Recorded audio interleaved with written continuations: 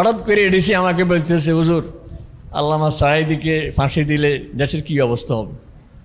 এটা মানে ফাঁসি দেওয়ার তাদের পরিকল্পনা ছিল। তা আমি তো এই জন্য যাইনি, আমি গেছি আমার বাদশার কাছে। আমি বললাম, স্যার ওনাকে ফাঁসি দিলে কি অবস্থা হবে এটা এই দেশের কেউ বলতে পারবে না, নিয়ন্ত্রণ কেউ করতে পারবে না। কারণ ওনার ভক্ত শুধু জামাত ইসলামী নয়, এই দেশের সাধারণ মুসলমান ওনার ভক্ত, কেউ সামলাতে পারবেন না। তো এডিসি কয়ে, হুজুর আপনারা জুমের বক্তব্যে যদি কয়েক জমে একাধারে বলতে থাকেন যে হায়াত মওত আল্লাহর হাতে, ফাঁসি যার হবে এটা তো তাকদীরিভাবে লেখা আছে, কাজে এটা নিয়ে যেন আন্দোলন না হয়, আর আপনারা একটু জুমার মসজিদে আলোচনা করতে পারবেন না। আমি বললাম, স্যার যদি কোনো জুমার মসজিদে আলোচনা আমি করি তাইলে ওই জুমার মসজিদ থেকে জান নিয়ে বেরোতে পারবো না, আমাকে মানুষ মসজিদে শেষ করে দিই। এরকম রিপোর্ট শুধু লক্ষ্মীপুর থেকে নয়, সারা বাংলাদেশ থেকে ওরা সংগ্রহ করে দেখছে যে ওনাকে ফাঁসি দিয়ে সামলাতে পারবে না। যার কারণে আমাদের প্রতিবেশী, আমাদের শত্রু যারা, ওদেরকে খুশি করার জন্য, পূর্ণ ক্ষমতায় আসার জন্য যে কাজটা ঘটিয়েছে। আর আল্লামা সাঈদী রহমাহুল্লাহ আল্লাহর কাছে দোয়া করছিলেন শাহাদাতের মৃত্যু, আল্লাহ তাআলা ওনার সে দোয়াই কবুল করেছে, আর জালেমেরা নিজের পতন ডেকে এনেছে। কিন্তু আল্লামা সাঈদী রহমাহুল্লাহর পুরো বয়ান কোরআন দিয়ে, কোরআনের ওয়াজ করতেন, কোরআনের তাফসির কোরআন দিয়েই করতেন, পুরা মজলিস একই বিষয়বস্তুর উপর আলোচনা করতেন। যার কারণে সারা বাংলাদেশের শুধু ওনার সমর্থক, ওনার ভক্ত শুধু জামাত ইসলামীর মানুষ না বা আলেম ওলামা নয়, ওনার ভক্ত সব মানুষ, সাধারণ মানুষ ওনার ভক্ত। যার কারণে সরকার ওনাকে ফাঁসি দিতে সাহস করেনি। আজকে যে আল্লামা সাঈদী রাহিমাহুল্লাহ, ওনার এত সম্মান, যে অল্প আগে যে হুজুরে বলছেন যে নাজিমুদ্দিন সাহেব বলছিলেন যে কোরআনের কারণে ওনার অবস্থা ছিল, কোরআনের প্রতি লাইনে লাইনে আয়াতে আয়াতে ওনার নোট ছিল, প্রতিটা আয়াতে আয়াতে নোট করতেন। আমি গত এপ্রিলের 12 তারিখ, এই এপ্রিলের 12 তারিখে হঠাৎ করে নিজে প্রোগ্রাম বানিয়েছি যে আমি ভোলা হইয়া বরিশাল, খুলনা অনেক জায়গায় যাব। ফ্যামিলির কাউকে জানাই নেই, কারণ এই বয়সে আমাকে একা হয়তো যেতে দেবে না। রাতের বেলায় মাহফিল করে আসছি 12টার সময়, নোয়াখালীতে মাহফিল ছিল। রাত্রে এসে বিবি সাহেবকে বললাম যে সকালে আমি ভোলা বরিশাল যাব। কি জন্য? আমি সাঈদী সাহেবের কবরে যাব।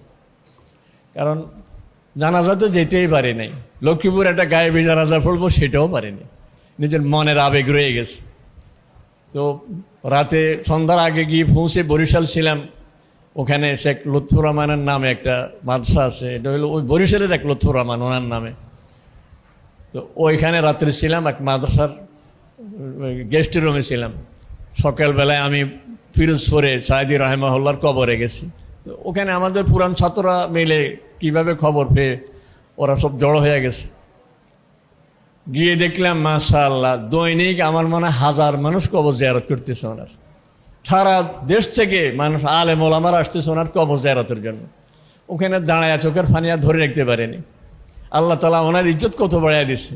আর ইজ্জতের পিছনে এটা না যে উনি ফিরোজপুরের এমপি ছিলেন, উনি সংসদ সদস্য ছিলেন, এই কারণে নয়। উনি কোরআনের ফাঁকে ছিলেন, কোরআনের কথাই বলতেন। ওখানে সেই বরিশাল ফিরোজপুর জামাতের যিনি আমির ছিলেন, উনি কথা প্রসঙ্গে বললেন এখন তো ওয়াইজ বহুত, কিছু সময় গজলে, কিছু সময় ইংরেজি বক্তব্য, এমনি এমনি কাটে।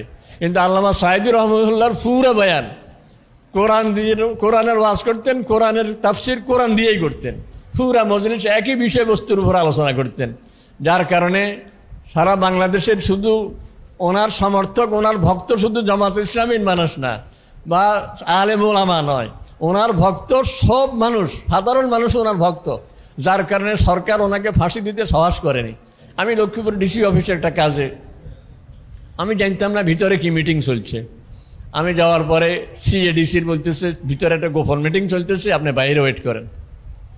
কিছুক্ষণ পরে ডিসি সাহেব তো সিসি ক্যামেরা দেখছে বাইরে কে বসে আছে, আমাকে ভিতরে নিয়ে গেছে।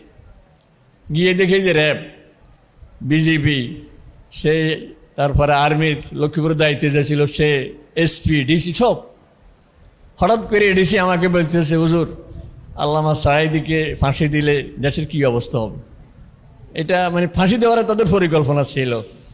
তা আমি তো এই জন্য যাইনি, আমি গেছি আমার বাদশার কাছে। আমি বললাম, স্যার ওনাকে ফাঁসি দিলে কি অবস্থা হবে এটা এই দেশের কেউ বলতে পারবে না, নিয়ন্ত্রণ কেউ করতে পারবে না। কারণ ওনার ভক্ত শুধু জামাত ইসলামী নয়, এই দেশের সাধারণ মুসলমান ওনার ভক্ত, কেউ সামলাতে পারবেন না।